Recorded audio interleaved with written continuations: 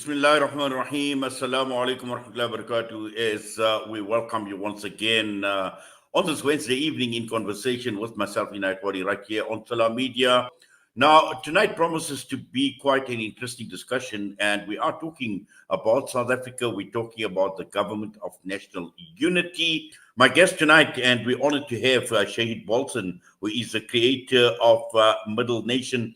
Many of you are familiar with Shahid Bolsen. We've seen it over and over again. His videos on social media that have been doing a lot of rounds of late as well.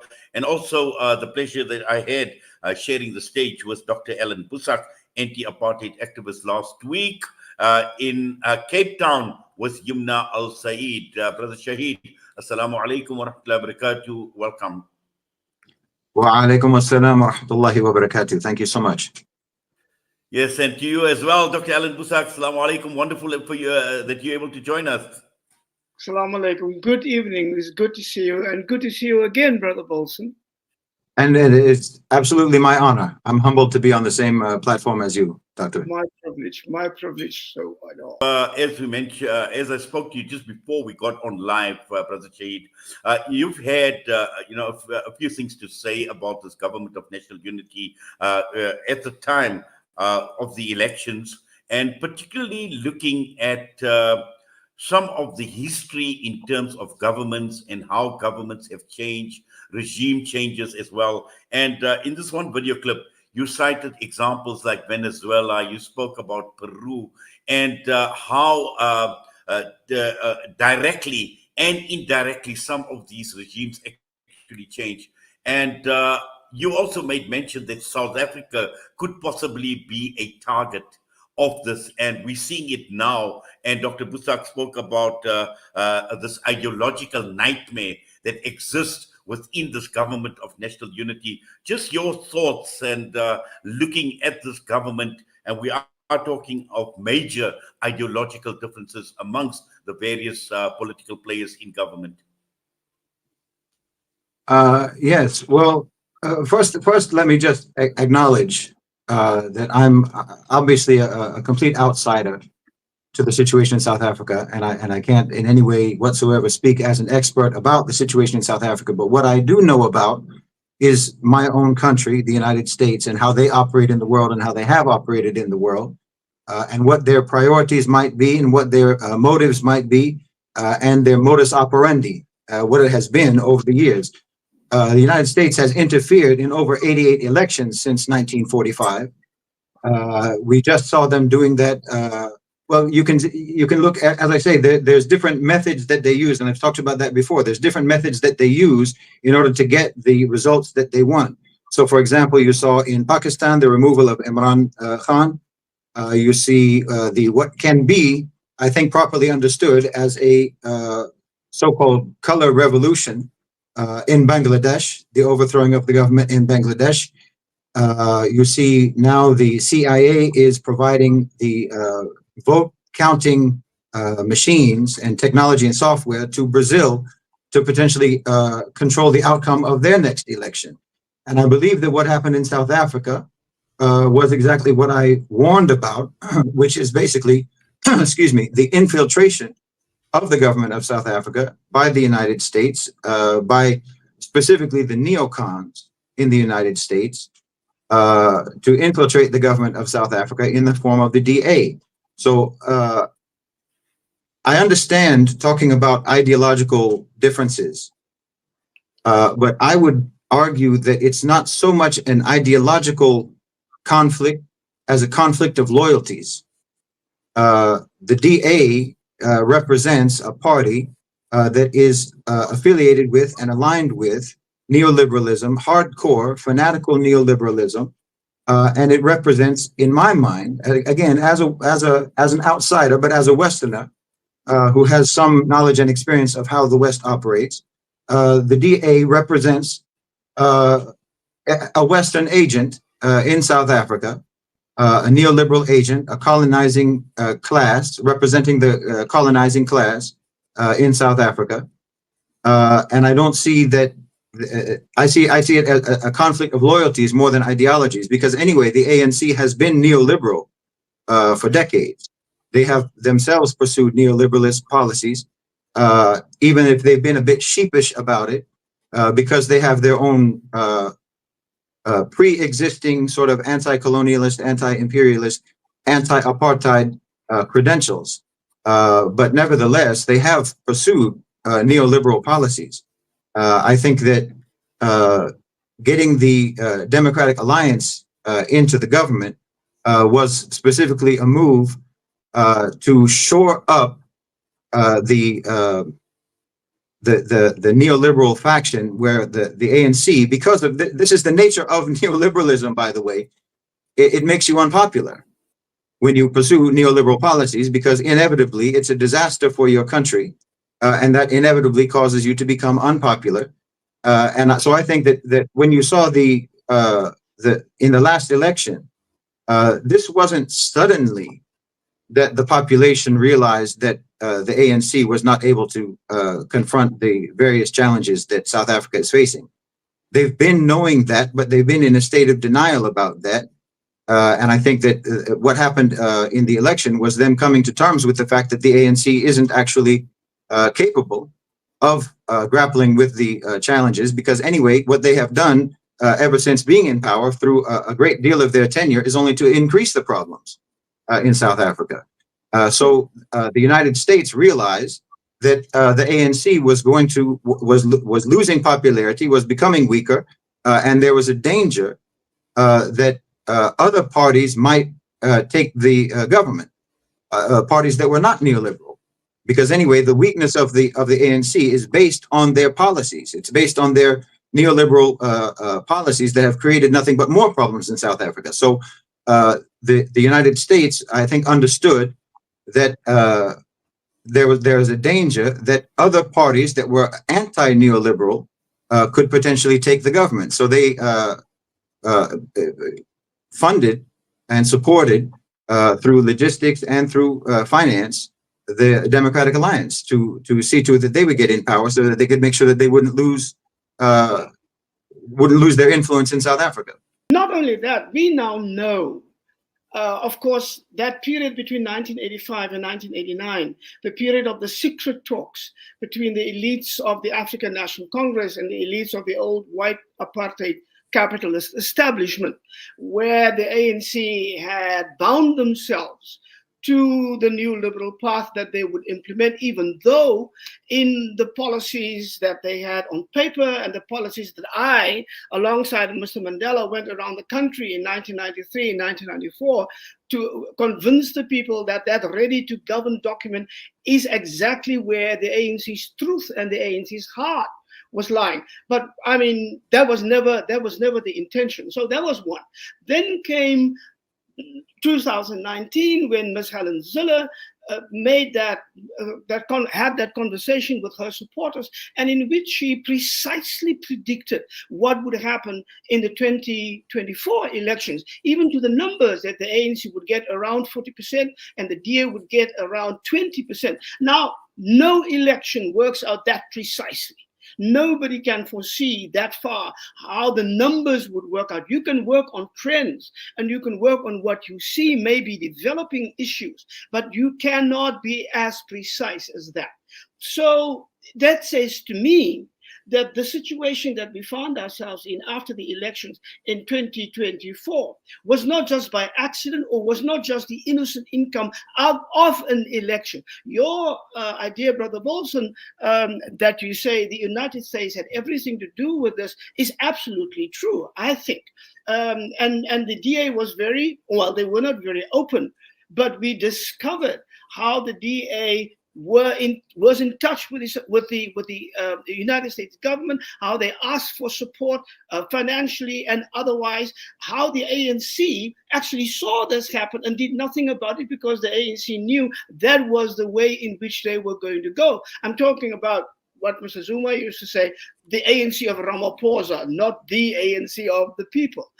And when you look at that, but also the other thing, of course, that caught them a bit off guard is they were thinking ANC over against the economic freedom fighters.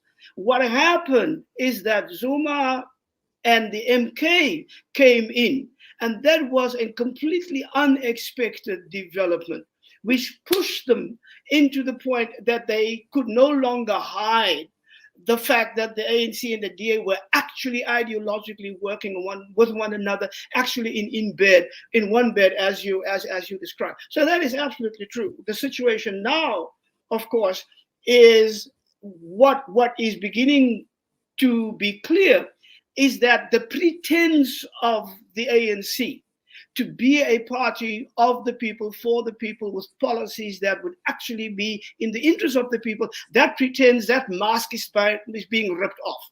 The DA, as a racist party, fundamentally, that mask is being ripped off. And in two specific instances in the appointments, we can actually see that. And so for me, Brother Chairperson, that makes the whole existence of this GNU far more difficult and far more open, all of the cracks that are coming out. And I do not think that with all of these pressures from inside and from outside, they will be able to exist as one sort of face towards the nation for much, much, much longer. I see that these pressures will force upon them a move that might make them fall apart sooner than we might have thought or they might have thought. Well, Dr. Allan Boesak, you've actually taken the words out of my mouth, because that was going to be a lead question to you with regards to whether this GNU had actually just come about by accident or by design. And I think that confirms what Brother Shahid is also talking about in terms of regime change, and also the whole question surrounding Helen Zille and her remarks in 2019. And that alone actually speaks volumes. Now, Brother Shahid, regime change, I think is, and as you spoke about, you said a conflict of loyalties more than conflict of ideologies. And it is clear in a country like South Africa, where we've got this huge gap between rich and poor. We're one of the most unequal societies in the world, and obviously infested with socio-economic issues as well. And here you have a government of national unity, where on the one side, you've got the DA, and even we've seen it with regard to funding in the elections as well, the people behind the funding, some of these political parties that are now part and parcel of this government of national unity, how well they were funded, and again, representing a certain class of people, where on the other hand, the masses have been calling out, they've been crying out to the ANC, where do we stand? Why are we not represented? Why our interest? Why is our lot not improving in this country? And since democracy, and I'm sure Dr. Allan Boesak will also agree, this country has actually gone backwards, and it hasn't made any difference in the lives of the millions right across the country. I think that as I said, it's, I've talked about the last time I was on the same platform as Dr. Boesak. I said that the GNU shouldn't be called the government of national unity. It should be called the government of neoliberal unity, because the ANC and the DA are together on that. But the difference is that no one expects differently from the DA. Dr. Boesak talked about that their mask has been ripped off. Well, it was a very thin mask to begin with. But the ANC has, how can I say this?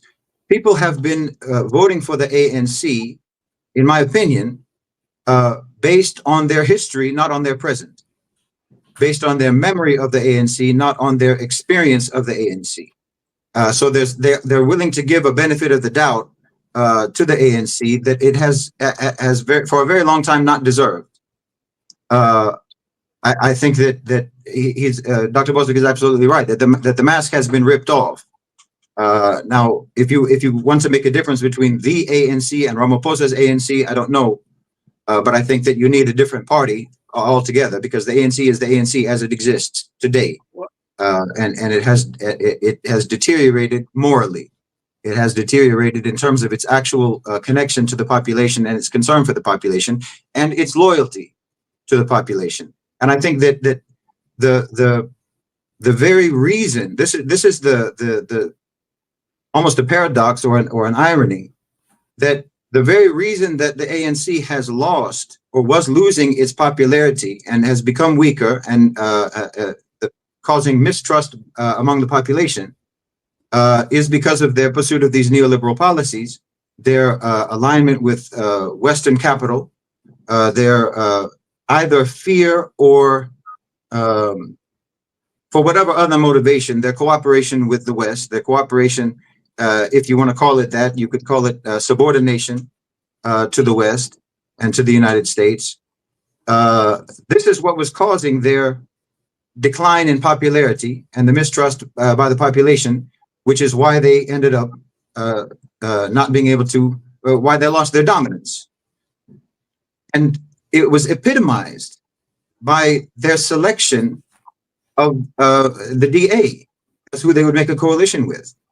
Yeah. You have other people, you have other parties you could have made a coalition with, but you chose the DA, meaning this rot is very deep in the party. It's a very bad instinct on the part of the ANC. It's the same instinct that has led to their downfall, and yet they are still choosing to follow that instinct when they decided to align themselves with the DA. They're choosing not to side with their own people. They're choosing not to side with their own population, and it's very clear sort of whose side they're on. But the only sort of potential leverage that the population has with regards to the ANC is the fact that they do have a history. They do have noble credentials from back in the day.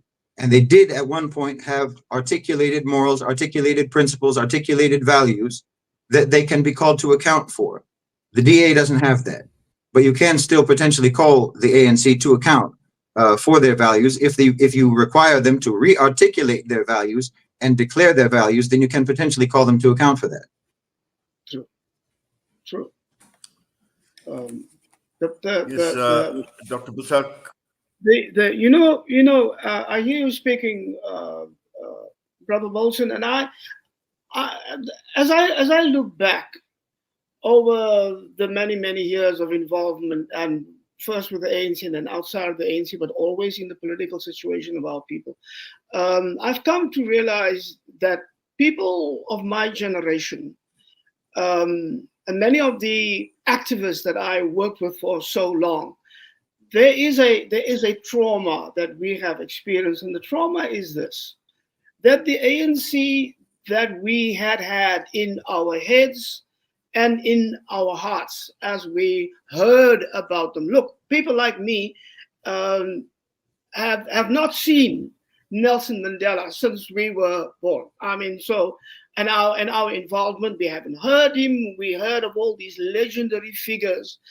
We met some of them. I met Oliver Tambo outside, and he was immensely impressive. But the ANC that we had in here and in here was not the ANC that came back from exile.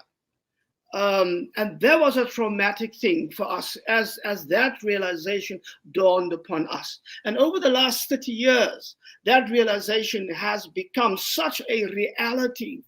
In my conversations once with one of the top people of the African National Congress, I said to him, you know what, I think it's better for the African National Congress to simply implode or explode.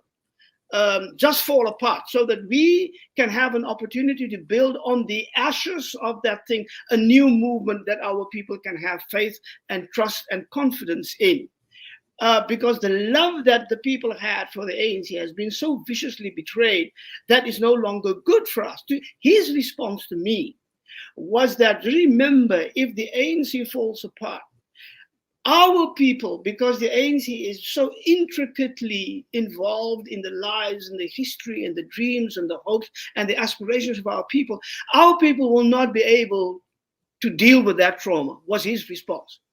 I was saying to him, you might be talking about an older generation, because the younger generation, this was now a conversation in 2012, 2013, because the younger generation do not feel the same way about the African National Congress. There's already a change. One young person at a university conversation that I had said to me, the problem with the older generation is that they have the politics of sentiment. So my father and my mother and my grandparents, they vote for the ANC because it's Mandela's ANC, it's Tambo's ANC. But we, young people, we don't think like that. My question is, he says to me, what has Mandela done for me? How has the ANC helped to secure my future?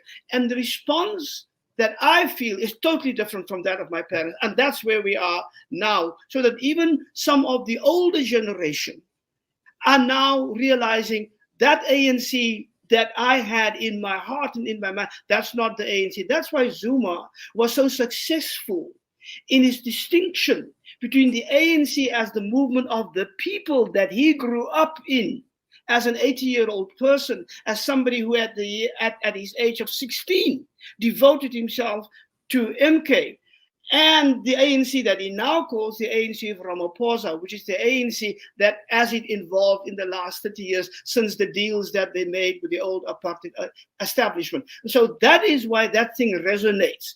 And my feeling is, as I listen to people, that distinction is going to be more meaningful and politically impactful as we go along, as from this moment onward.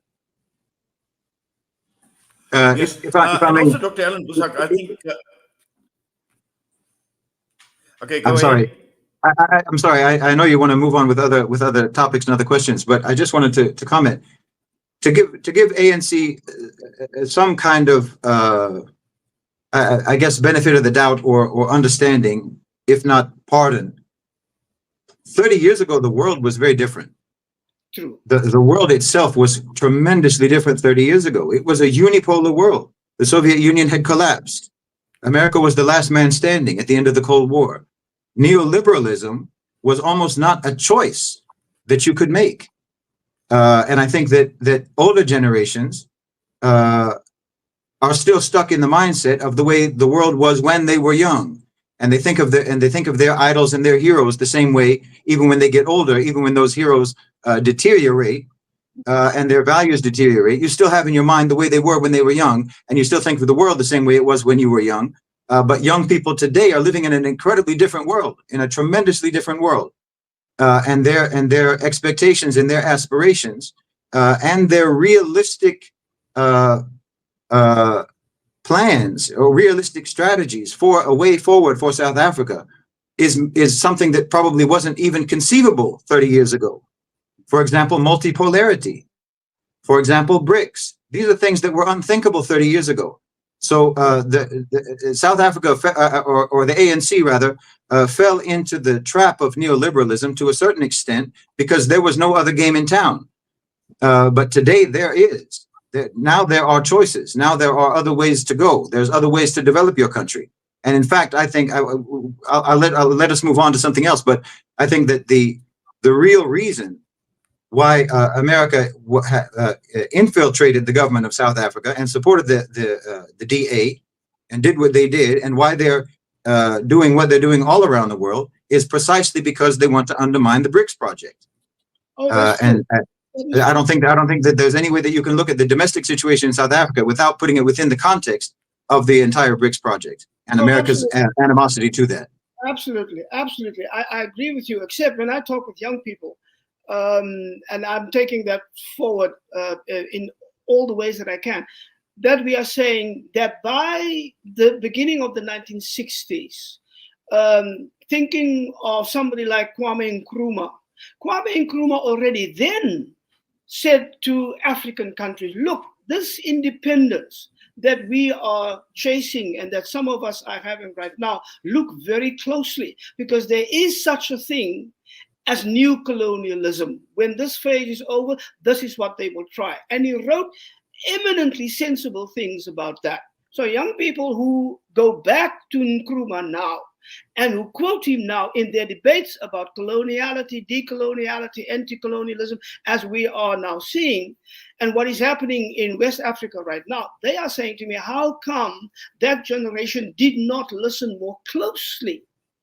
to somebody like Nkrumah? Because we were forewarned about these things. Now, you are right. What Nkrumah saw, and I don't think that Nkrumah even foresaw what you were talking about right now, these tectonic shifts in geopolitics and geoeconomic realities and Brics and the multipolar world that may be coming into being. He did not foresee that, but he did foresee the way in which Western imperialism would adapt itself to the new situation and try and hold on to its colonialist policies and the benefits that brought. And he tried to warn Africans. And what the young people are saying is we should have listened more closely. But that is a different conversation that you and I can have at some other time. But I was just thinking about that as you were explaining how the world has been changing. I think I'm not too sure. I'm not convinced that we're going to see this government last. No, I mean, I agree with you. I agree with you. It's not as if the DA was not very clear from the very beginning what it stood for. Everybody knew that. And what we were talking about earlier, Brother Bolsen, is that the ANC made a deliberate choice.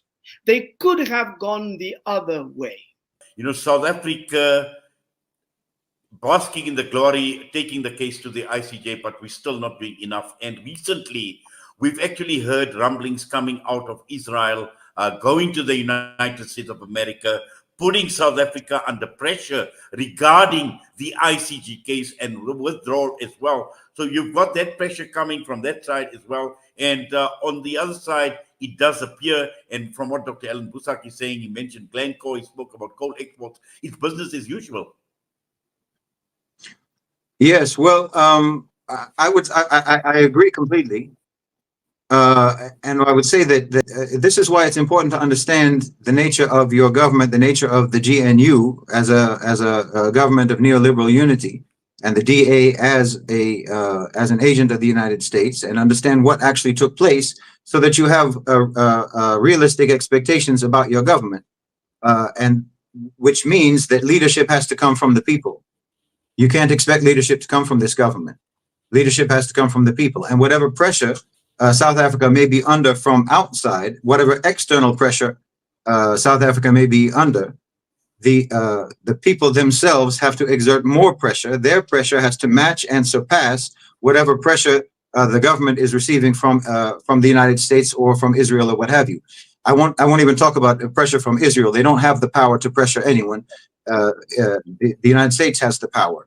But I would also say that it's important to also understand and realize, like what we were talking about before, that the power dynamics in the world have changed dramatically over the last 30 years. They've changed dramatically just over the last decade.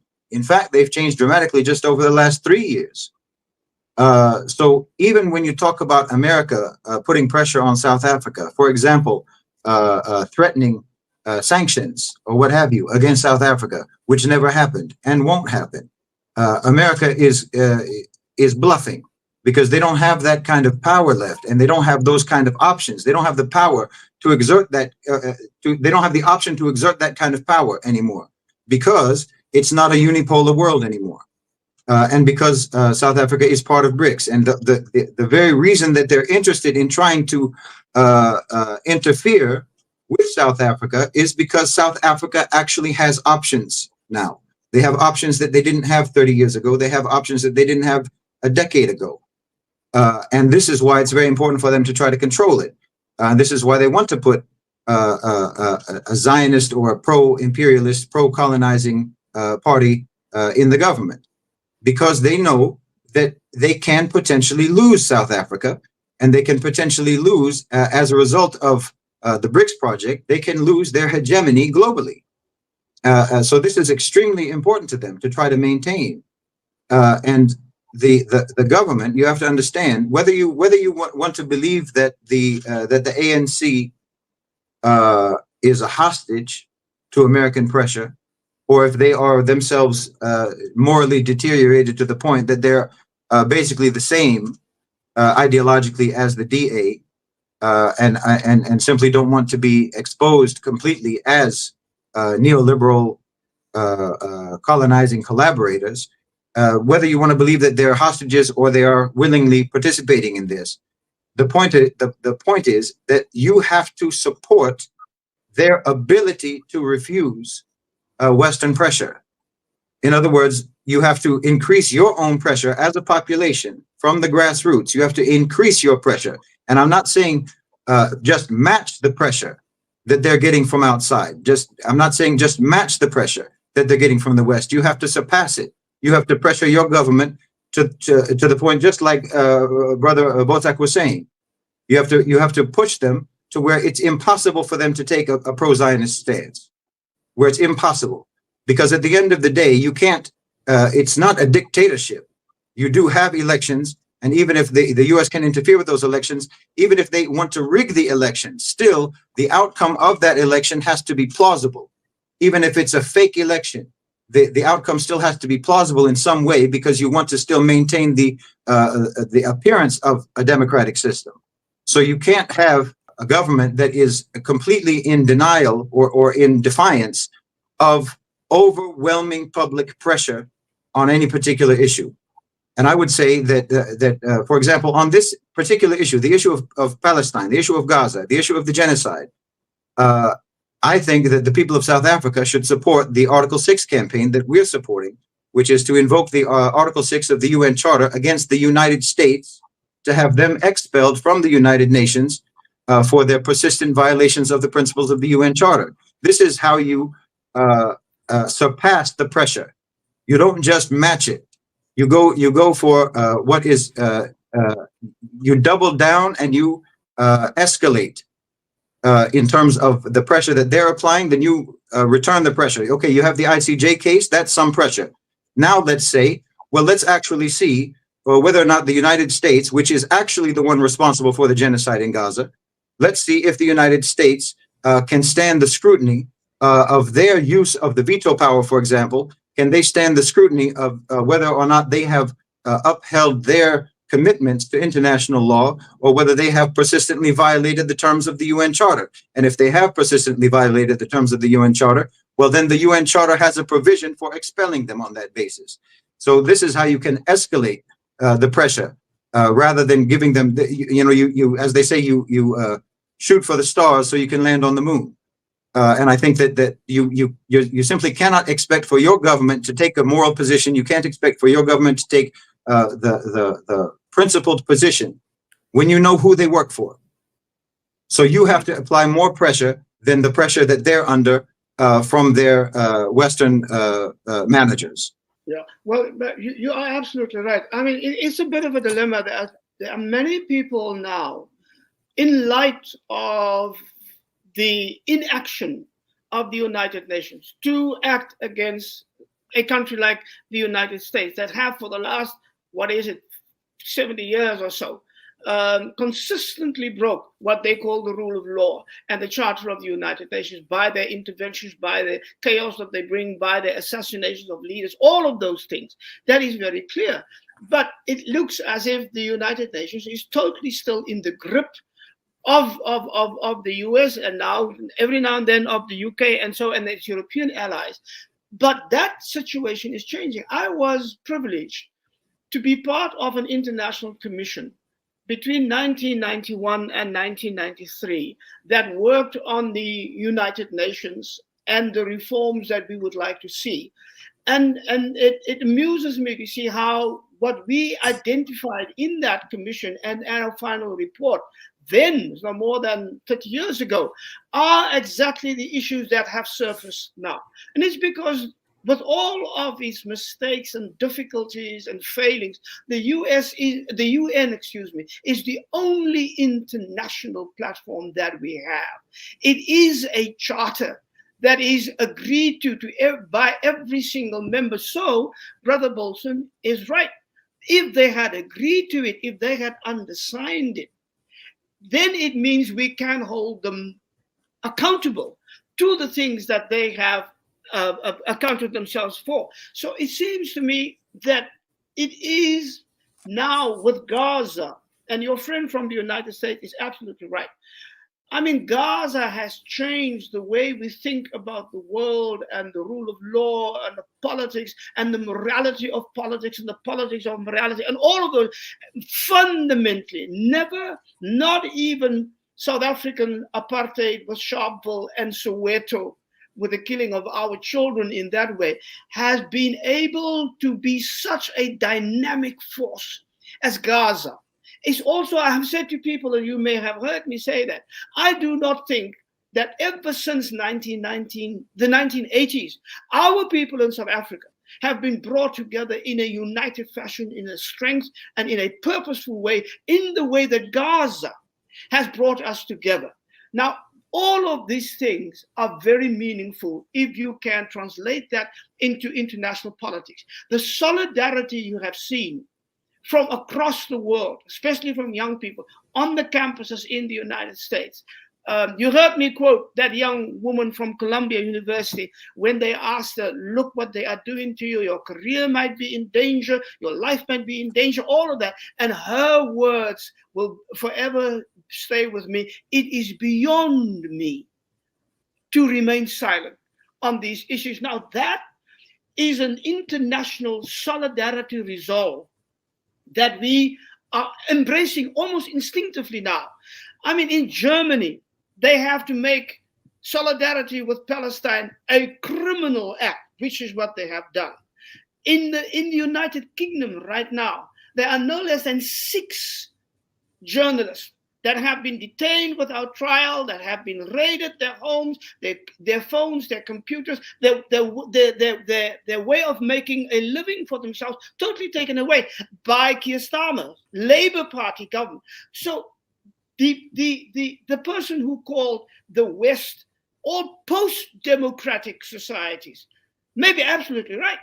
I mean, and so the more they expose themselves for their disdain of the international rule of law that they have upheld or seem to have upheld for so long, and the more we can put them on that thing, with the Article 6 thing from Brother Bolsen, that is brilliant. And we should come together and rally on those particular points to put pressure not just on the US, but on the UK and all those countries in Europe who have no regard whatsoever for this international rule of law that they have bragged about for so much. And that is an opening. And that's all because of Gaza.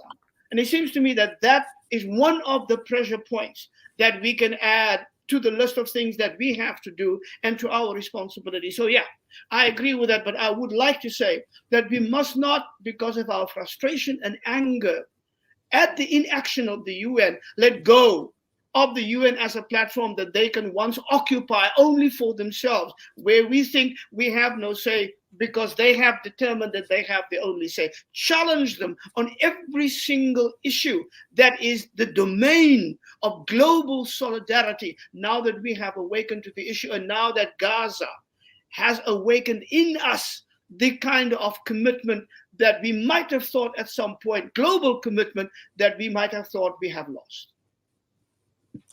Thank you for that, Brother Shahid. Dr. Allan Boesak speaks about the inaction of the United Nations. And could this inaction be as a result of the inaction of individual nations, individual countries, collective organizations?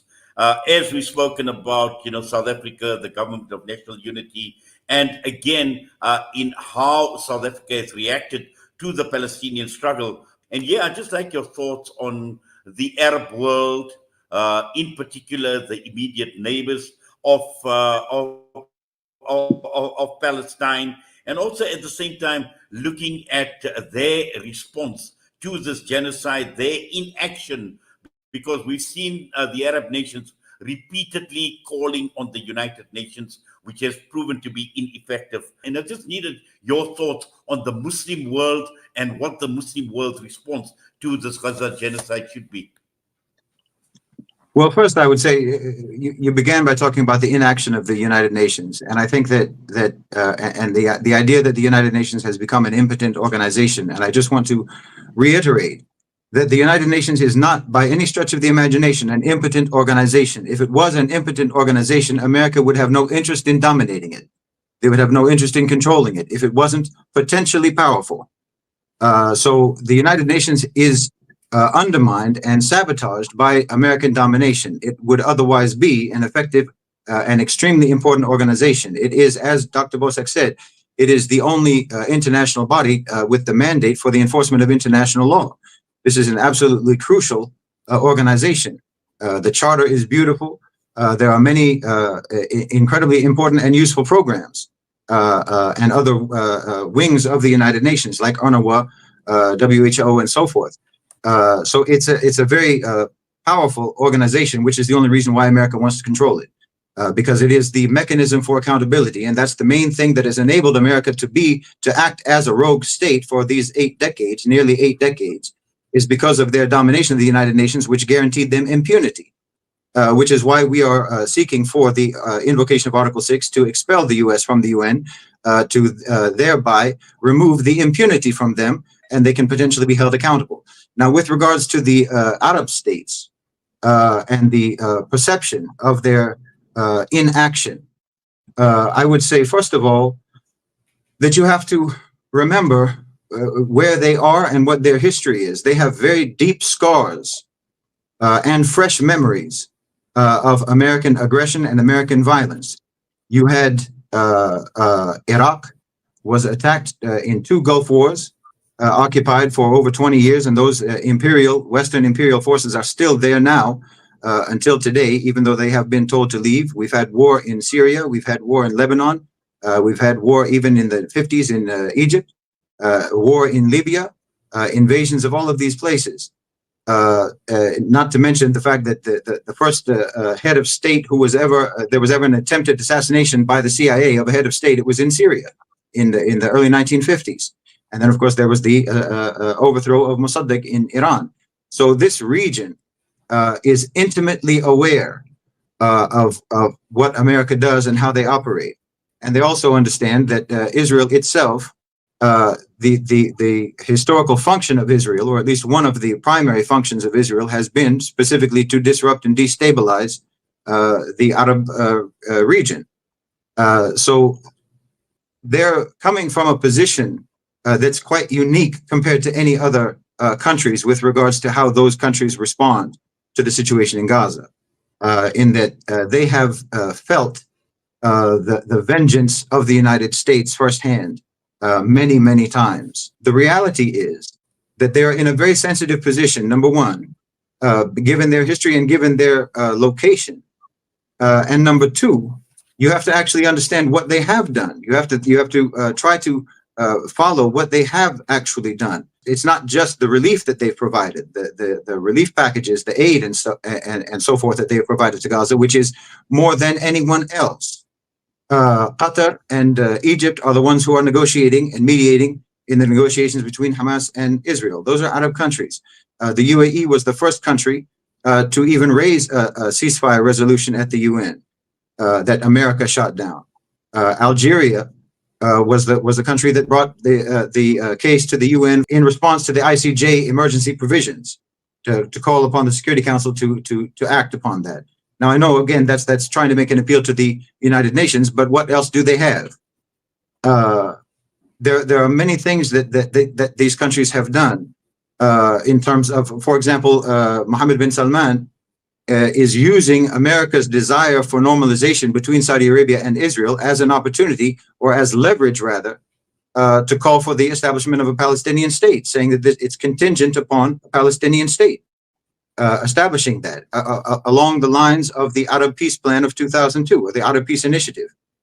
Saudi Arabia has organized conferences and basically recruiting drives across Europe to try to recruit European countries to support Palestinian membership at the United Nations. And they raised that issue at the United Nations. They had the OIC Arab Summit in which they called for, this was back in December, I believe, in which they called for an arms embargo. They called at that time for the ICJ case. They called for an ICC case. They called for an international peace conference, which was echoed by China, an international peace conference to take the entire negotiation out of the hands of the U.S.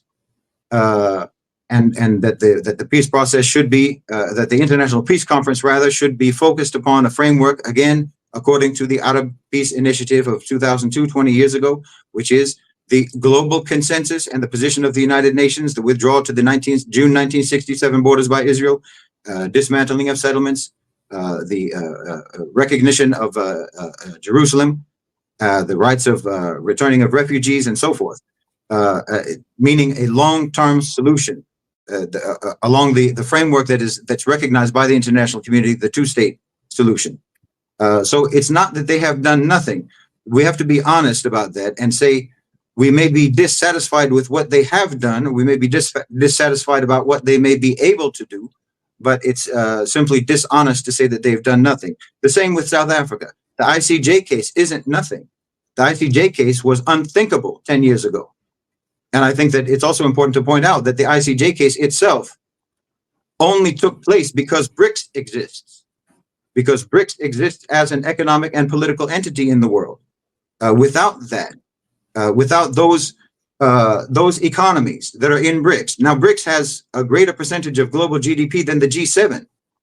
So when Brics or a member of Brics is involved in something like the ICJ case, that's not nothing.